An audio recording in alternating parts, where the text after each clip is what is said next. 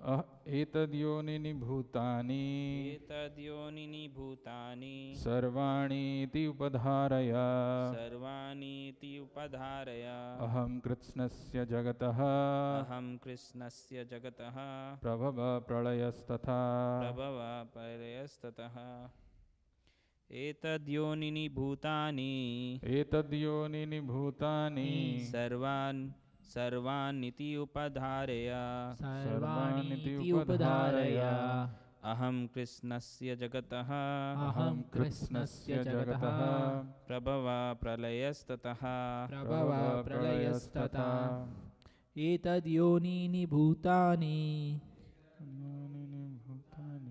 सर्वाणि इति उपधारये अहं कृष्णस्य जगतः प्रभव प्रलयस्ततः प्रभव प्रलयस्तथा एतद्योनिनि भूतानि एतद्योनीनि भूतानि सर्वाणीति उपधारय सर्वाणि इति उपधारय अहं कृष्णस्य जगतः अहं कृत्स्नस्य जगतः प्रभवः प्रलयस्तथा प्रभव प्रलयस्तथा एतद्योनीनि भूतानि एतद्योनिनि भूतानि सर्वाणीति उपधारय सर्वाणीति उपधारय अहं कृष्णस्य जगतः अहं कृत्स्नस्य जगतः प्रभवः प्रलयस्तथा प्रभव प्रलयस्तथा एतद्योनीनि भूतानि एतद्योनिनि भूतानि सर्वाणि इति उपधारय सर्वाणीति उपधारय अहं कृत्स्नस्य जगतः अहं कृत्स्नस्य जगतः प्रभवः प्रलयस्तथा प्रभव प्रलयस्तथा ऑनलाइन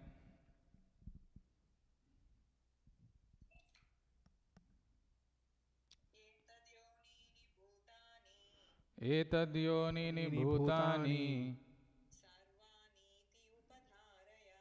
सर्वाणीति उपधारय अहं कृत्स्नस्य जगतः प्रभव प्रलयस्तथा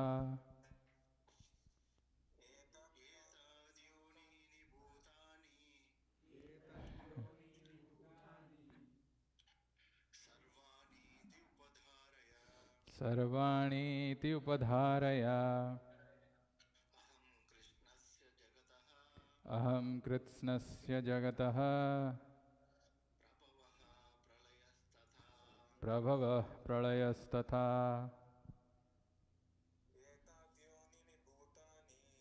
एतद्योनिनि भूतानि सर्वाणीति उपधारय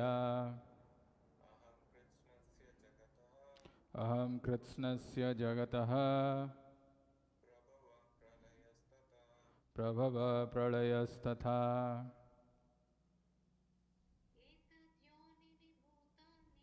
एतद्योनिनि भूतानि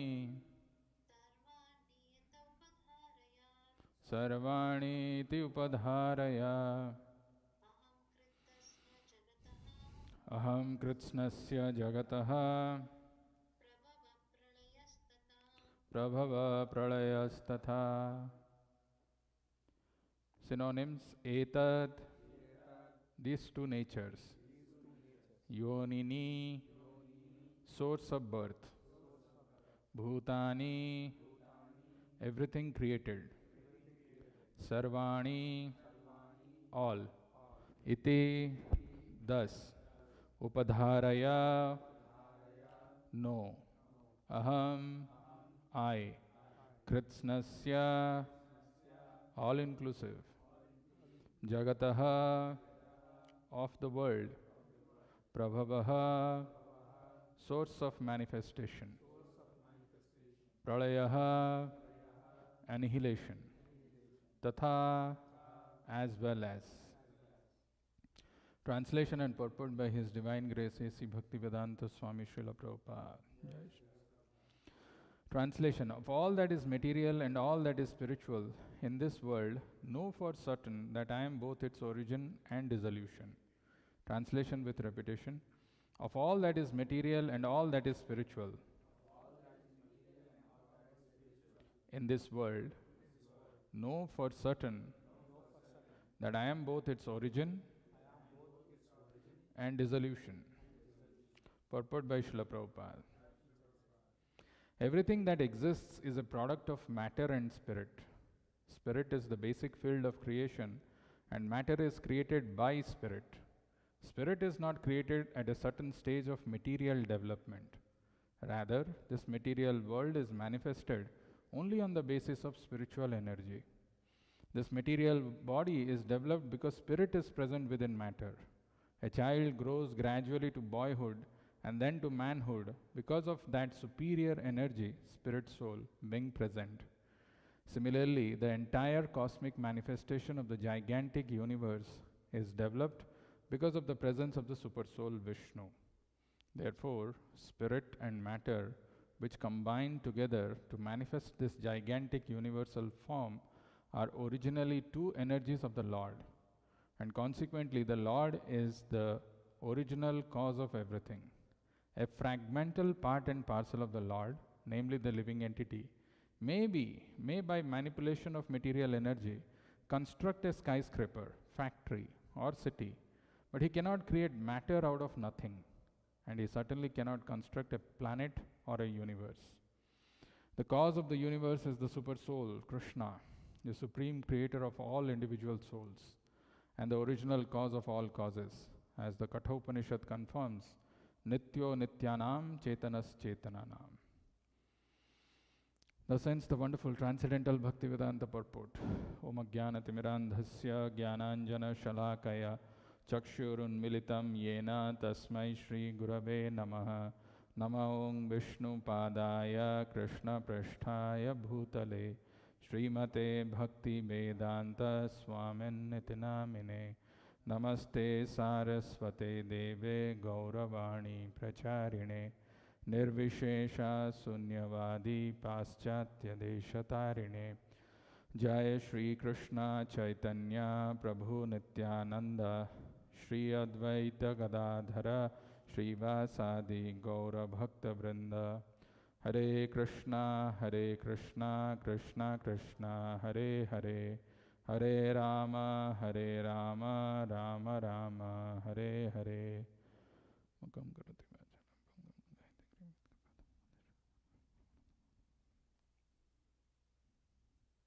Hare Krishna. So, we are in a very interesting verse and a very interesting chapter. The chapter 7 is called The Knowledge of the Absolute. So, we may have different branches of knowledge that we may acquire in the material world through material education, but this knowledge, as Krishna himself says, is the knowledge of the Absolute. Why did he speak about the knowledge of the Absolute? Well, the reason being, he concluded the previous chapter, Shraddhavan bhajate yomam same yukta tamamataha. Yoginam api sarvesham madgatena antaratmana Shraddhavan bhajate yomam. With Shraddha, if somebody is rendering devotional service to me, he is considered to be the topmost. But how do you develop that Shraddha? Shraddhavan bhajate yomam. So Krishna concluded that of all kinds of yogis, that yogi who is engaging in devotional service to me with Shraddha is the topmost. Now if somebody questions how do I develop the Shraddha, Krishna says, Tat Shrunu. Mai asakta manah partha yogam yunjan madashrayah asamsayam samagram mam yatha gyasyasi tat shrunu. Tat shrunu. Now you hear how you develop that faith. And very interestingly, this chapter is the beginning of Bhakti Yoga. This is the middle 6 chapters, which has got the real nectar, the juice, and equally important purport by Srila Prabhupada. All these verses, there is no single verse which can be said as less important compared to the other one. And today we have a very interesting verse. Etad yonini bhutani sarvani iti upadharaya aham kritsnasya jagataha prabhava pralayastatha. Now, often people ask this question, can you show me God? You're talking about so much about God, Krishna. Can you show me God? How often have you come across this kind of question?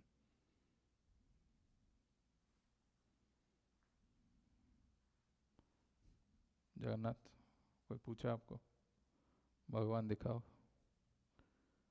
इतना क्यों भगवान भगवान करते हो?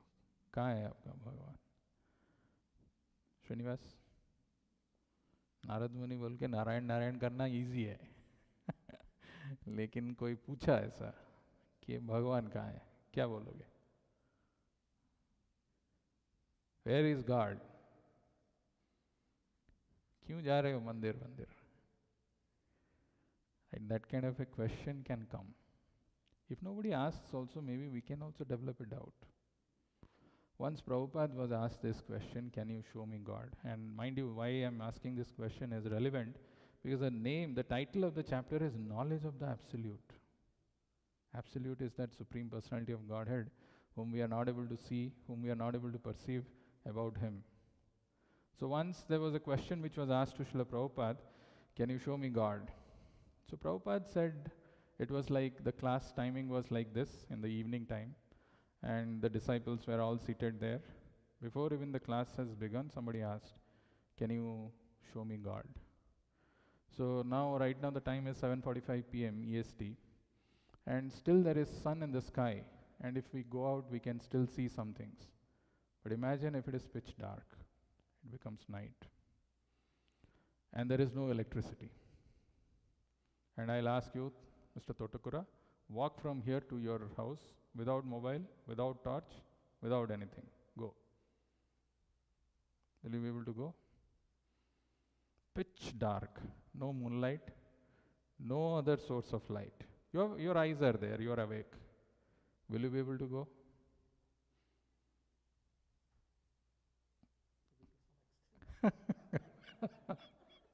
We cannot go.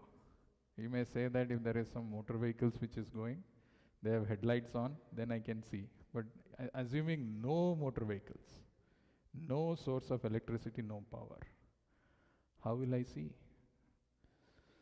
Prabhupada's point was the question itself is irrelevant. Can you show me God? Prabhupada rather asked a question, can you see God? Our eyes currently are not even perfect to see God. The eyes need to be trained. There is a very beautiful expression which is there in Bhagavatam. It's called Nashta Drisham.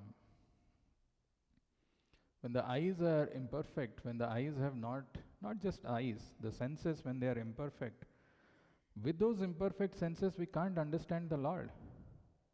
That is why Bhagavatam says, Kalo Nashta Drisham Esa Puranarko Adhunoditaha. If you want to see the Lord, if you want to understand the Lord, you need some sunshine. Kalo Nashta Drisham. Kalo is actually, this is Kali Yuga, which is described in the scriptures in various ways. The misfortune of this Kali Yuga, that there is quarrel for small issues, disagreement, there is fight.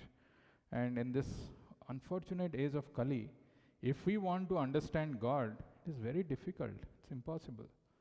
So that is why Bhagavatam says, Kalo Nashtadrisham Eso Puranarko Adhunoditaha, and Prabhupada says, take advantage of the sunshine.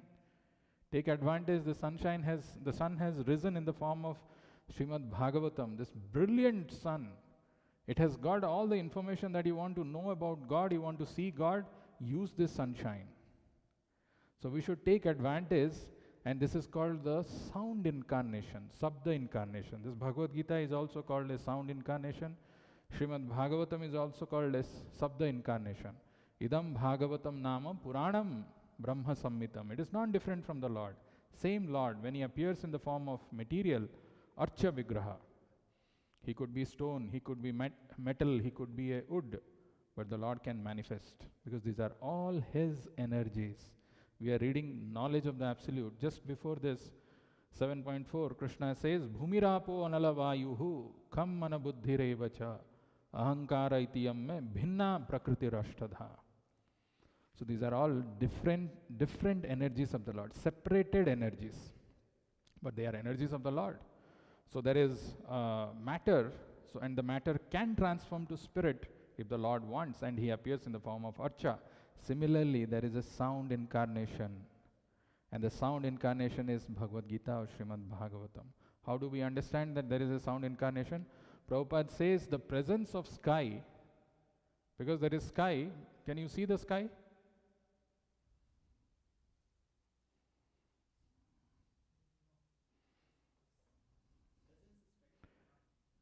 Can't even feel it. But it is there. But to understand that there is sky which exists, the only way it is to be known is this sound that we are producing. Because there are different frequencies, different, there is FM, there are different sound frequencies. When we are producing that sound frequencies, it is transmitting in that ether and is able to communicate. You are able to speak. It will not happen in a planet where there is no sky present. There are some places you can't even speak. It's not possible because there is no ether there. But we can speak because there is presence of sound, because there is presence of sky, ether. Kham refers to that. So, bhumirapo nalavayu kham mana buddhirevacha. Kham means akasha, sky. Therefore, sound is there. This is the symptom, the existence of akasa. So, Prabhupada is saying that these energies are there, and in this form of energy, in this sound incarnation, the Lord has given this Vedic information, Vedic knowledge, which is available, which is helpful for us to see this Lord. But to see the Lord, first of all, we have to perfect our senses. And the way to perfect our senses is nashta prayeshu abhadreshu nityam bhagavata sevaya bhagavati uttama shloke bhaktir bhavati naishtiki. Nashta prayeshu abhadreshu. Senses we have, but the problem with the senses is they are imperfect. They are not qualified to see the Lord. Santah sadeva hridayeshu yam bilokayanti.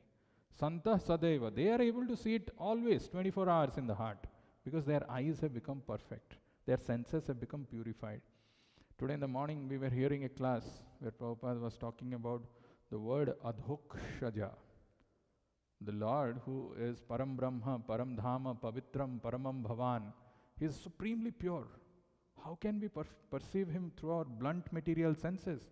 But often our mind gives this doubt. Kaha hai Bhagavan? Where is the Lord? Or somebody asks us, show me God, then only I will believe. So that is why the response of Prabhupada, can you see God? Before asking, can you show me God? Can you see God? Is very important. So, when this question was asked by the sages of Naimisharanya, that now the Lord has gone back, and along with the Lord, dharma and jnana also has gone back. Krishna swadhama upagate dharma jnanadhibhi saha kalo nashta drishamesa puranarko adhunoditaha. The Lord has gone, and unfortunately along with the Lord, dharma and jnana also has gone. That is how our nashta drisham, our eyes have become blind. We are not able to see. It's pitch dark. Puranarko adhunoditaha. Suddenly this brilliant sun has arisen, and that brilliant sun is Srimad Bhagavatam. When we hear this Srimad Bhagavatam continuously, then our senses become perfect. One may question here, one intelligent person may question, why should I make my senses perfect? What is the need? If I don't perfect my senses, what am I going to lose? Anyway, I am able to enjoy. You are also doing that. You are also working hard. But why should I perfect my senses? Then the answer to that is given through the instructions of Rishabhadev, where he says, Tapo divyam putraka yena suddhyetcha sattvam. Tapo divyam. This human life is meant for that austerity. This human life is meant for understanding God. It is not meant, Nayam deho bhaja narloke, kashtan kaman arhate vidbhujam ye. It is not meant for sense gratification like dogs and hogs. This is meant for understanding God, and don't waste your time in that way, is what Prabhupada says and our Bhagavatam says. Austerity is not very difficult. Simple austerity is chanting the names of the Lord. But Prabhupada says in this Kali Yuga, in this fallen age, people even find it difficult to chant 16 rounds of Hare Krishna mantra. and they waste their valuable human form of life. Advantage of chanting Hare Krishna Maha Mantra or taking up to this process of devotion, as mentioned in the scriptures, is the influence of time will not touch you. What does that mean? The influence of time will not touch me? What do you mean by that? Prabhupada explains that. Very powerful this is. The time is always present because time is eternal. But the influence of time means somebody comes under the clutches of birth and death. So when somebody is under the influence of time, that means he is under the clutches of birth and death, and he is forced to quit body and accept another body. Very painful process. But when the time is utilized in Krishna's service, when the time is properly utilized in understanding who the God is and understanding our relationship with Him, influence of time will not touch us. So that is why it is recommended that we should take up to this process of Krishna consciousness. And when this question arises in the minds of those sages of Naimisharanya, and they put forward this question to Suta Goswami, "Oh Suta Goswami, now Krishna has left, and along with Krishna, Dharma and Jnana also has gone. Dharma, Jnana, we saw, then where is Dharma gone? What will we do? Where will we take shelter?" And this question was so nice that Suta Goswami felt engladdened. He said, "Wow, sadhu, munayoho sadho prushtoham." Wow, amazing questions.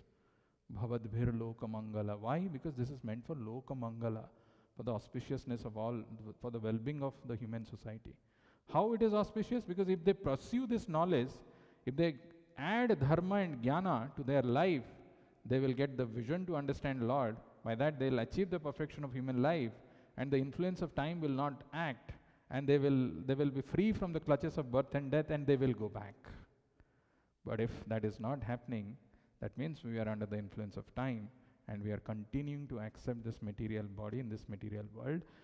Prabhupada explains, that's why in this verse, "Etad yonini bhutani sarvani iti upadharaya aham kritsnasya jagatah prabhava pralayastatha." First line, everything that exists is a product of matter and spirit. This is the purport, first line of this verse, that anything that we see in this material world is either purely matter or purely spirit, or a combination of matter and spirit, like all of us. Pure spirit, we can't see it. Pure matter, we can, definitely. But there is also all of us who are the combination of living and non-living, jada and chetana, animate and inanimate, para, apara, inferior, superior. Parasakti is the superior energy of the Lord, apara is the inferior. And only in this material world that you will find that it is a combination of inferior energy and superior energy, whereas the spiritual world is free from inferior energy. There is no display of inferior energy. It is all chetana there. It is all superior energy. Mayavadis, so Prabhupada brings this concept very powerfully, very strongly to understand this. What is this verse? Without complicating with, into too much of philosophical things. Very simple. We can see that there is matter and spirit. And there is a combination, or para and apara, chetana and jada. So the question that comes is, okay, if you are saying that there is a spiritual world where there is inferior energy absent, it's conspicuous by its absence, then does it mean that we will all become spiritual, or we will all merge and become one? The answer is an emphatic no. There is variegatedness even in the spiritual world. So what does that mean? There is only living entities and there is no water, there is no mountain, there is no tree, there is no leaves. Is that what it is? No, they are all there. There is river, there is mountain, there are trees, there are birds, they are all there. So then how can you say that it is only spiritual? Because we all know from our experience that river is matter, it cannot speak. The answer is given in Rupa Goswami's Nectar of Devotion and Prabhupada quotes. It is described that river Yamuna, which flows even in Vrindavan with its waves, when Krishna plays its flute, the waves stop. The waves stop to hear Krishna's flute. It is mentioned that when Krishna passes through the roads in Vrindavan, all the trees, they bend down. They touch the lotus feet of Krishna. Or, the fruits, the flowers, it naturally touches. They offer their obeisances to Krishna.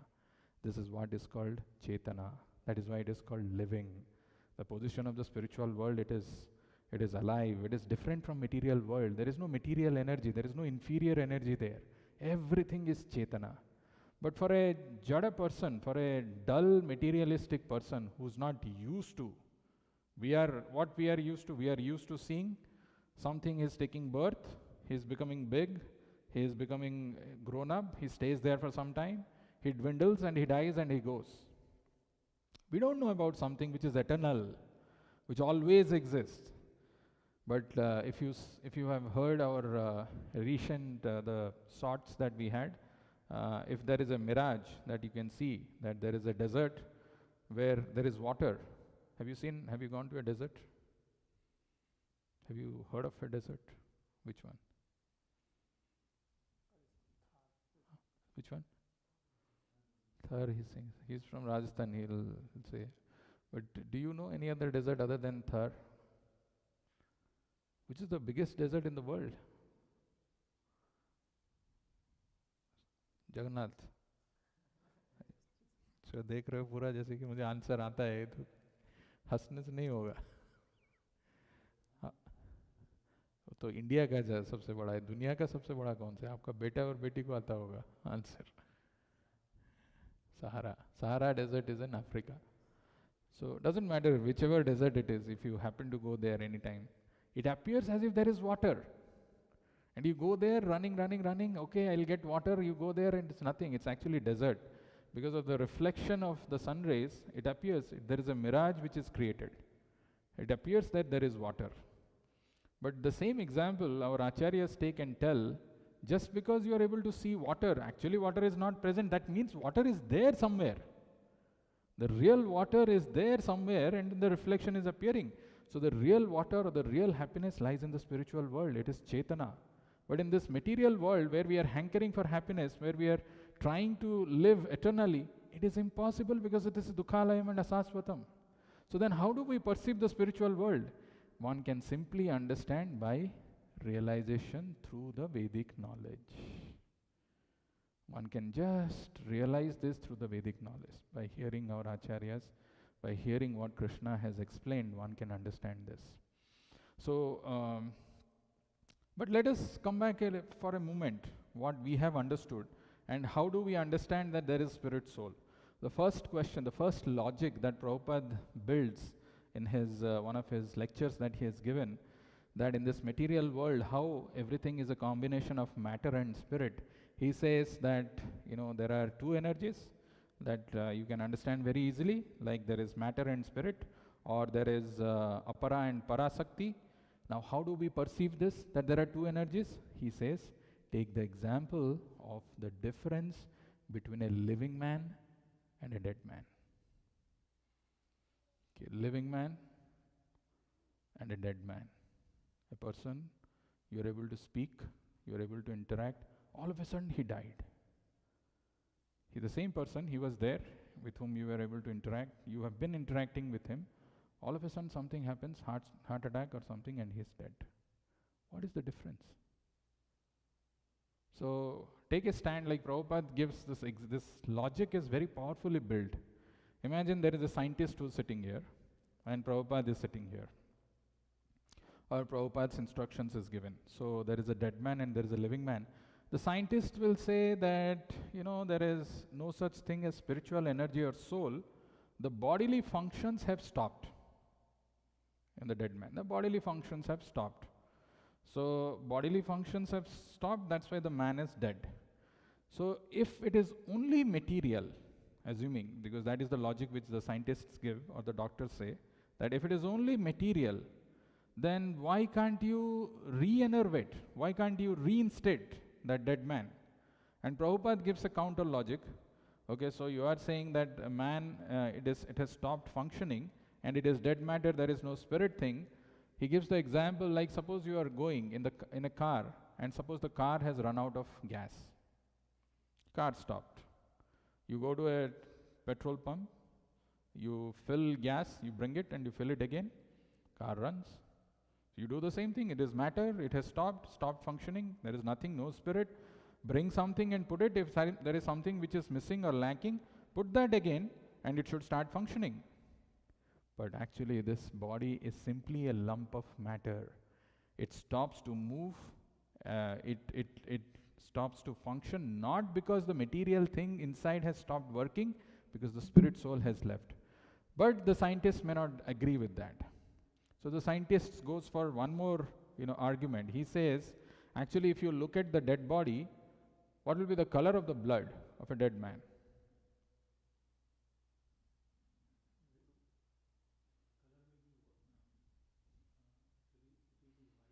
Very good. सही है. सोच के गलत जो भी है guess किया या जो भी किया, correct answer. The blood becomes white of a dead man. So they say that because the blood has become white, therefore the person has stopped living. So Prabhupada's counter argument, okay, so you are saying blood has become white, that's why it has stopped working, but you have so much of chemicals, no, which can make the blood red. Use some of these chemicals, change the color of the blood, the person should start working. If the redness of the blood is the source of life, then there are so many jewels which are there, which are red in color, but they are all dead. So how can you say that redness of the blood is the source of everything? Why they are not living, these jewels? So this argument also cannot be applied. Then the third argument which somebody gives is that, so that is why this verse, etad yonini bhutani sarvani iti upadharaya aham kritsnasya jagatah prabhavah pralayastatha. Of all that is material and all that is spiritual in this world, know for certain that I am both its origin and dissolution. It is Krishna who is the origin. It is because Krishna is present, this life force is going on. If Krishna is not present, nothing is possible. So then somebody still further goes and says that okay, the soul has left and you are saying the soul has passed away and therefore the body is dead. But what is that? Somebody may say that, okay, the life ingredients which is giving life to the body, that has stopped. It is no more present. That is why the person is gone. So the first argument was that stopped functioning. So Prabhupada gave the counter example of a car and put something, then it will start working. Then he said, no, the blood color has become white, that's why it has stopped working. So Prabhupada said, okay, you use some chemical and make it red and let's see if it starts working. Or he gives the example of so many jewels which are red in color, which are present, but they are all dead. The third thing that they say is that there is no life-giving force inside the body. They say this is another terminology which is used by the doctors. The life-giving force is no more present. Prabhupada says if that is the case, okay, assuming that you are right and there is no life-giving force, how is it that when the body is dead, the dead body, immediately after decomposition, it is growing, it is breeding to so many germs? How is it possible that they are coming out of the same dead body? If the life-giving ingredients are lacking, how could germs come out of it? So these arguments are also not sound arguments. Therefore, the real position is, as it is stated, etad yonini sarvani. Etad yonini sarvani means everything is going on by combination of these two energies. And because these two energies are emanating from Krishna, therefore Krishna is the origin of creation. Aham sarvasya prabhavo. I am the source of all material and spiritual world. I am the origin of everything. That is why when we read our Bhagavatam, the first verse itself, it is mentioned, Janmadasya yataha. Janmadasya yataha. From whom the source, from whom this creation is coming about. Not just Janma, not the creation, Janma Adi Asya yataha. So which includes creation, maintenance and annihilation. Same thing here it is mentioned, Prabhava Pralayastatha. Aham Kritsnasya Jagataha Prabhava Pralayastatha. Prabhava Pralayas, these two words which are used are very important because these two words are used even in the material world, which we experience also. That somebody is dying, somebody is taking birth, and somebody is living for some time and he is getting finished, vanquished. So Krishna mentions this Prabhava and Pralayas in another place in Brahma Samhita. Anybody knows that verse? Vishanti. I'll just tell you that verse. Bhavanti Vishanti, that verse. You just chanted. Agnir Mahi Gaganam Ambu Marudhisascha Kalas Tathatma Manasiti Jagatrayani Yasmad Bhavanti Bibhavanti Vishanti Yamcha Govindamadi Purusham Tamaham Bhajami. Yasmad Bhavanti Bibhavanti Vishanti. These three words which are used are very important. So this verse, Brahma is telling from whom Bhavanti, creation is coming about. It is not from me. Bibhavanti, the maintenance happens. Vishanti is the annihilation. We say that actually Brahma is the creator, the secondary creator, Vishnu is the maintainer, and Shiva is the annihilator, the Trimurti that we talk about, who are actually nothing but Gunavataras, and they are all manifestation of Krishna. They are expansion of Krishna to ensure that this material world goes on. So that is why Brahma is telling Yasmad Bhavanti Bibhavanti Vishanti Yamcha Govindam Adi Purusham Tamaham Bhajami. Now, very interestingly, one question which one may still say that I agree that there is a difference between matter and spirit, and I understand that there is something which is inconceivable. When it leaves the body, a person dies, but still I don't understand the presence of the Lord. So how do you counter that? And very interestingly, Prabhupada builds another argument, very strong argument, which he gives. He says, you see, if you are going in the road, or if you are looking at a plant, assuming you have planted a rose plant, all of a sudden one day you see there is a beautiful rose which has come up, which has blossomed. So you see and you feel very happy how the rose has blossomed here, and you may question. So the scientists or the botanical experts, they will say that it is by nature it has come. What do you mean by nature? How does it come? By how can it give by on its own? It can give by nature. Why can't you produce a flower in your laboratory? So Prabhupada puts this argument and says, for a scientist to produce anything, he needs a laboratory, he needs an experimental setup, he needs time before he can even manifest a material thing. Forget about producing something which is alive or life force. That they cannot do. But even to produce something material, they need a laboratory, they need a place where they can do the experiment. You can't just go to a scientist and say that, give me some nitrous oxide, I want the laughing gas, immediately start producing. He can't do it. He has to go to a laboratory and do it. He needs experiments, he needs to do all, he needs to have all set up, mix the right ingredients, then only the product that you are asking for may come. But whereas Krishna, the Supreme Lord, is so perfect and so powerful and so glorious that he has created all his, there are energies which he has created in such a manner that they are acting in such perfect way that it is an auto mode. Automatically in certain time, the flowers come out. It cannot be that, there is an energy which is acting, but there is no energetic person. To give you for example, Prabhupada gives this example, two classical examples. One is, imagine there is a wire which is going, and somebody goes and touches that wire, and he gets an electric shock. Okay, and he says, well, I'm getting electric shock. That means electricity is going, and that's why I'm getting this shock. By chance, there is electricity in this wire, and that's how I got this shock. Is that a good answer for us? If we say that by chance, so there are so many wires which are kept. One of these wires by chance had electricity in it, and I didn't know about it, so I touched it and I got this electric shock. No. Electricity is an energy, it is a material energy, but even for that energy to act, there has to be a source from where this electricity is coming. There has to be a person who's operating, there is a person who's behind that.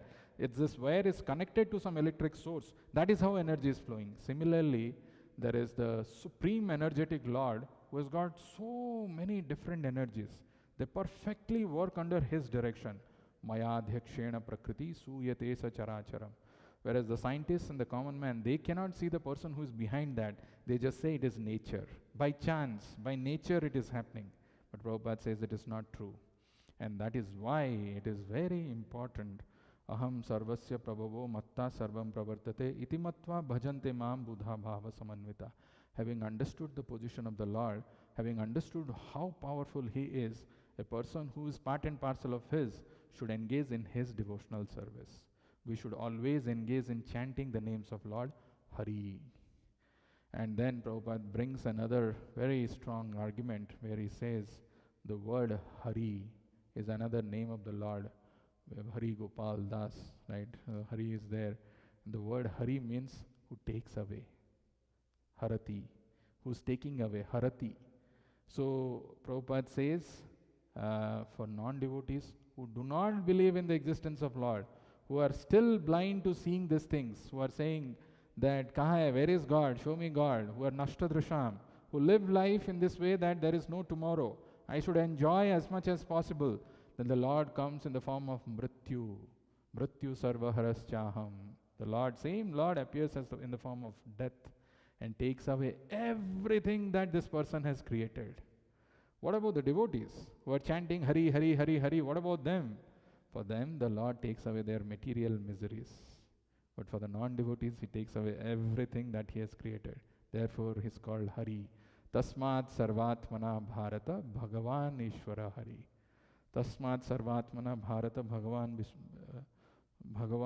ishvara Hari. It's a beautiful verse. You know that verse?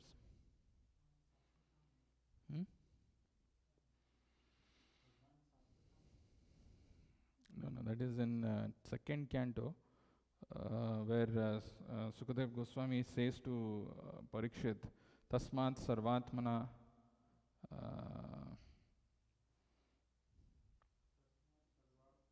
Bharata. Which verse? 2.2.36 or something?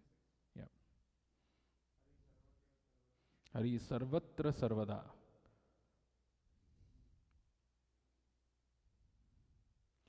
Beautiful verse. Tasmat sarvatmana rajan hari sarvatra sarvada shrottavya kirtitavyascha smartavyo bhagavan nrinam. So, Bhagavan nrinam. Bhagavan. 1.2.14. Okay, what is that? That is the one. That is the one. That is the one. Yeah, that is the one I was looking for. Tasmat Bharata Sarvatma Bhagavan Ishvara Hari. Yeah, Bhagavan Ishvara Hari. Shrottavya Kirtitavyascha Smartavyascha Ichchata Bhayam. If you want to become fearless in this material world, because we are constantly under the influence of this time, where we are subjected to the clutches of birth and death, you want to become fearless, then Tasmat Bharata Sarvatma Bhagavan Ishvara Hari. Smartavya Shrotavya Kirtitavyascha Smartavyascha Ichchata Bhayam.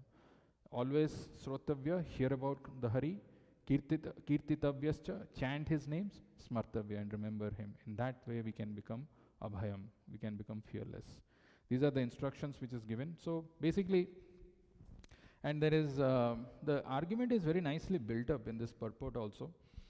There are two more verses which are little complicated to understand but worth knowing them. One is the first verse of Srimad Bhagavatam, Janmadasya yata hanmayad itaratas chartheshu abhigya swarat Tene brahma hridayadi kavaye muhyanti yat surayaha tejo vari mridam yatha vinimaya tratisargo mrisha dhamna svena sada nirasta kuhakam satyam param dhimahi.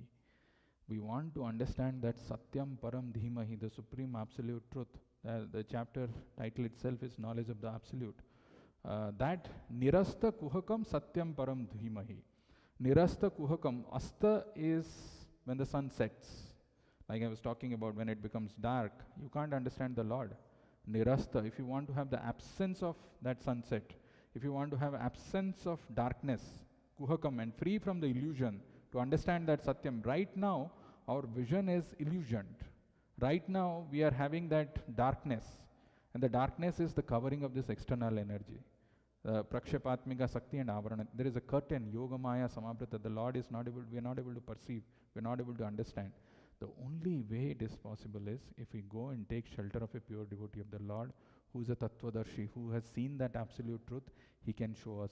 Tadvidhi pranipatena pariprashnena sevaya upadekshanti te jnanam jnaninas tattvadarshina. Tattvadarshi Guru, who sees the truth always, who is perceiving the truth always, can show us. But for that, first we have to surrender, then we have to do render devotional service and inquire from him submissively. This is the verse that we had today. I can and then the other one. So the verse that I just spoke about, the first verse of Bhagavatam, and the other verse that we should see is the verse, the Chaturshloki of Srimad Bhagavatam, the first verse, where Prabhupada has given very elaborate purport just for us to understand what is this Supreme Lord and what are his energies. And the verse starts with Aham evasam evagre nanyad yat sadasat param paschad aham yad etaccha yo vasishyate sosmi aham. Aham evasam evagre. I was there before even the creation came. Nanyad yat sadasat param. There was nothing else. Paschad aham yad etaccha. Even when the annihilation happens, everything gets dissolution, if everything is dissolved and gone, finished. Still, yo vasishyate sosmi aham. Whatever remains, that also I am. So this two verses of Bhagavatam gives elaborate discussion about different energies of the Lord and how the living entities, that is all of us, the marginal potency of the Lord, come under the sway of external energy and forget our position and continue to remain in this material world under the influence of the time.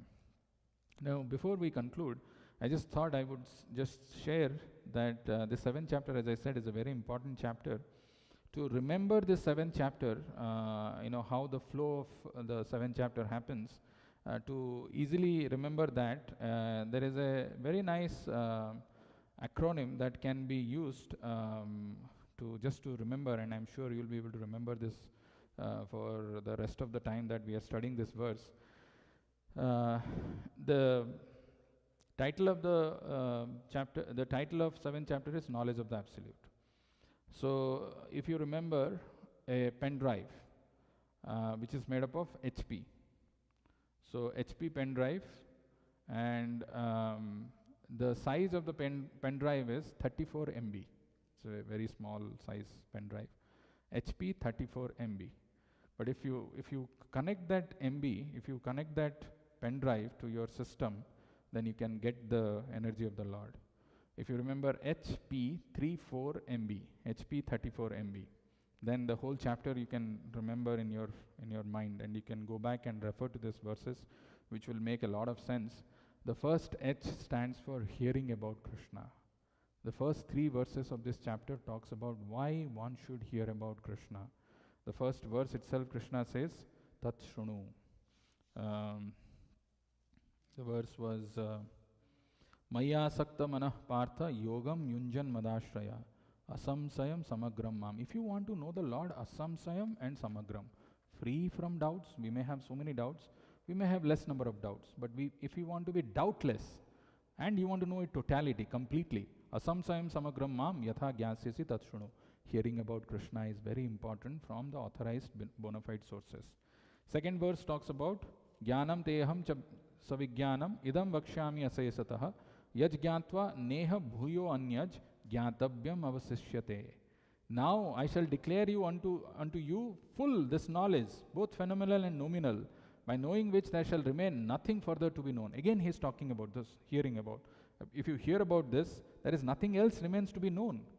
And the third one, Manushyanam Sahasreshu Kaschid Yatati Siddhaye Yatadam Api Siddhanam Kaschin Mam Vyati Tattvataha. After that, HP, P stands for perceiving Krishna. So we will see a series of verses which starts from 4th verse onwards. How can we perceive Krishna in this material world? Bhumirapo Nalavayu Kham Manabuddhirevacha Ahankara Ityam Bhinna Prakritirashtadha. Then Aparayam Itastwanyam Prakritim Vidhime Param Jiva Bhutam Mahabaho Yedam Dharayat Jagat. These are all energies of the Lord. And then this verse he is saying Etad Yonini Bhutani Sarvani Iti Upadharaya Aham Kritsnasya Jagataha Pravabah Pralayasthatha. Then Mattah Parataram Nanyat Kinchidasti Dhananjaya Mai Sarvam Idam Protam Sutre Maniganaiva. Actually these are all ways, different ways which we can perceive, and the Lord himself is giving examples. He continues, Rasoham Apsukaunteya Prabhasmi Sasi Surayaha Pranabha Sarva Vedeshu Sabdake Paurusham Rishu. How do you perceive this? He continues about this. The next one also, Punya Gandha Prithivyam Cha Tejas Chasmi Vibhavaso Jivanam Sarva Bhuteshu Tapas Chasmi Tapasvino. And all the way up to the 12th verse. These are different ways to perceive the Lord. And then, so after the first thing is hearing about the Krishna, which are the first 3 verses. From 4th to 12th, he's talking about how do you perceive him. Then 34 MB. So the 3 stands for the 3 modes of material nature. And very interestingly, why people, despite Krishna telling that how you can perceive him in this material world, still don't perceive. Because they are under the 3 modes of material nature. Very powerful verse. From 13th till 15th. 13th and 14th, these 2 verses.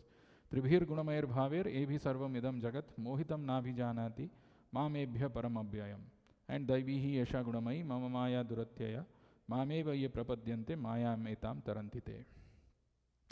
Third, and then there are two numericals, 3 and 4. 4 stands for the 4 kinds of people who surrender and the 4 kinds of people who do not surrender. That is given from 15th to 19th. Having spoken about those kind of people who surrender and those who do not surrender, Krishna goes on to tell about people who do not surrender. Where do they surrender to? That is all misplaced surrender, 34 MB. So they surrender to demigods and then they surrender to some other places. If they surrender to them, what happens to them? So the M stands for misplaced surrender, which is from 20th to 25th verse. And then the B stands for bewilderment and freedom of jiva by knowledge of Krishna. That is there, the last verses 26 to 30th, where Krishna talks about why does somebody gets bewildered? What is the position of a person who is bewildered? How can he come out of it? What is the freedom? This is how you will remember the entire chapter 7. So if you remember HP 34 MB, so you will get directly connected to Krishna and you will understand where we are and what are we doing. I'll stop here and see if you have any questions or comments.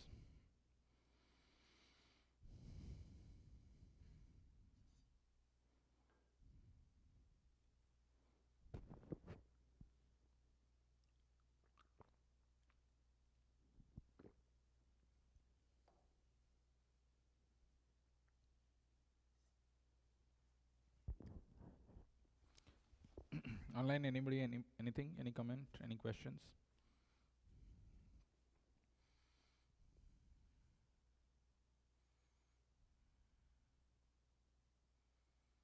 Why the example of desert was given, Srinivas? Because the material world is illusion, and whatever is an illusion and is the reflection of, and it is existing on the spiritual world. That's why we are seeing that way. So I asked you about some deserts, and I was asking which is the biggest desert. And if you go to a desert mirage, you see water. There is illusion, but it appears as if there is water. But when you physically go there, you don't see water. But what it concludes is, there is water elsewhere. Water is not present in this place, but there is water elsewhere. That is why the reflection is appearing like water. The real water is there somewhere. Similarly, in this material world, there is a perception or there is an illusion of happiness. You feel that there is happiness, you go, you chase, you go there and you realize that it's not there. But that means there is happiness somewhere else. And our scriptures and Acharya say that somewhere else is the spiritual world, which is Chetana, which is free from this inferior energy, which is free from this Jada energy. It is only Chetana. And that spiritual world we can go back without coming under the influence of time, without coming under this, the clutches of Maya or the external energy. And the process is given by approaching the spiritual master who's Tattvadarshi. We can also go back.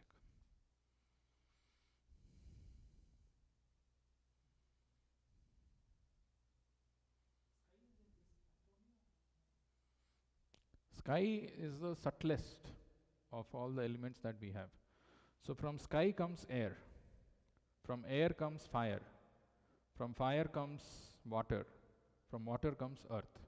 That is how when the creation happens, actually in Christianity it is mentioned that the Lord desired, let there be creation, and the creation happened.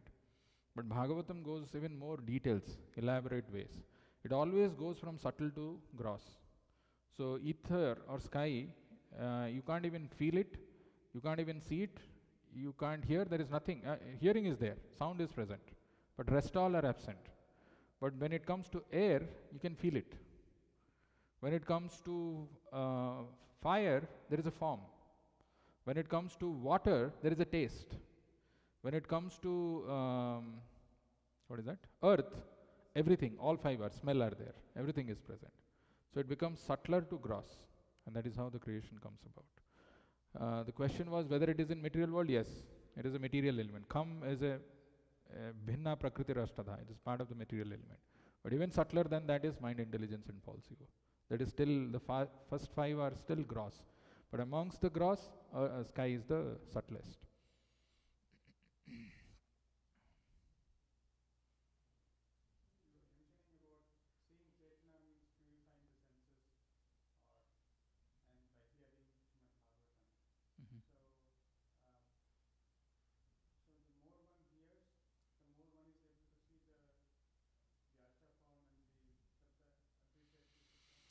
Yeah, so that is what the verse says. Basically, what happens is the process of hearing gives you two things. One is dharma and the other one is jnana. Bereft of that hearing, bereft of that sound incarnation, one doesn't know what is dharma and what is jnana. The spiritual knowledge and the dharma, what needs to be done, is missing in a person.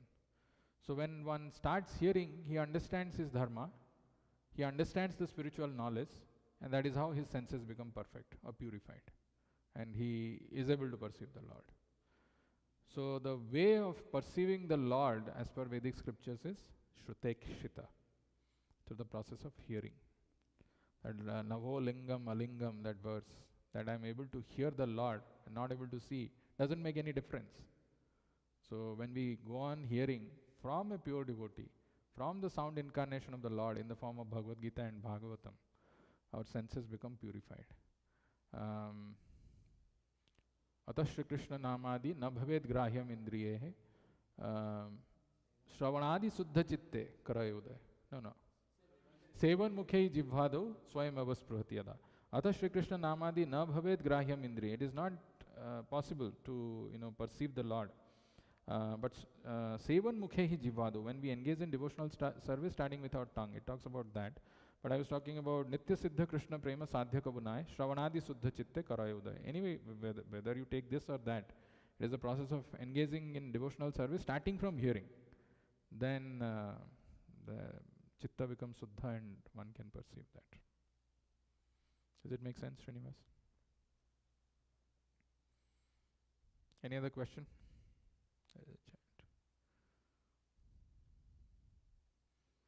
Sahara, somebody has put.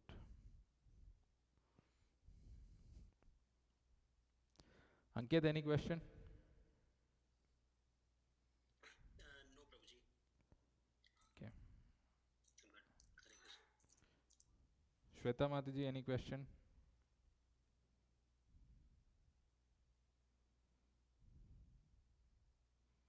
No, Prabhuji, thank you.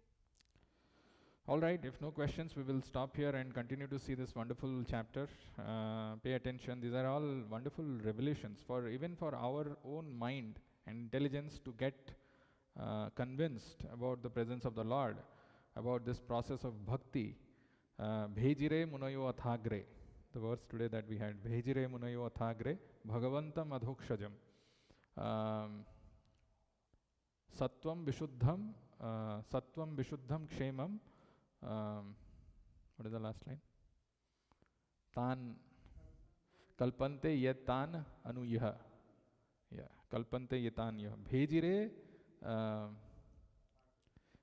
munayo athagre. So the munis, the rishis, they were very intelligent. They have understood this process of bhakti and they were engaging in that, and by that they could achieve the perfection. Bhagavantam adhokshajam. Sattvam vishuddham kshemaya. If we also follow the same process, if we also take up the footsteps of this advanced devotees and follow the process, then we can also achieve the same perfection as those people achieved.